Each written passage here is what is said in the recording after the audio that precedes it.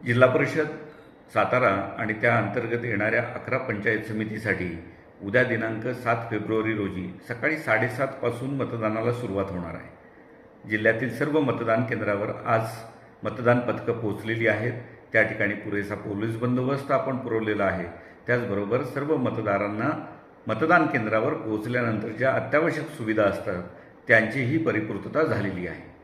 जिल्ह्यातील सर्व मतदारांना मी नम्रतापूर्वक विनंती करतो की उद्या सकाळी 7:30 पासून सुरू होणाऱ्या मतदान प्रक्रियेमध्ये आपण सक्रियपणे सहभाग घेतला पाहिजे। आपल्या मताचा अधिकार आपण बजावला पाहिजे।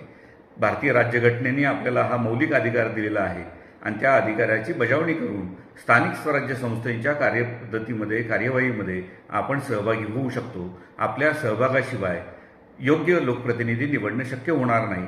त्यामुळे मी संतोष पाटील जिल्हाधिकारी सातारा म्हणून आपल्याला परत एकदा निवेदन करतो की उद्या सकाळी 7:30 पासून सर्व आबालवृद्ध मतदारांनी, विशेषतः युवक नव्यानंच पहिल्यांदा जे मतदान करणार आहेत, या युवकांनी मोठ्या प्रमाणावर मतदान करावं आणि राज्यामध्ये सर्वाधिक मतदान सातारा जिल्ह्यातील जिल्हा परिषद आणि पंचायत समितीकरिता होईल अशी माझी आपल्या सर्वांकडून अपेक्षा आहे।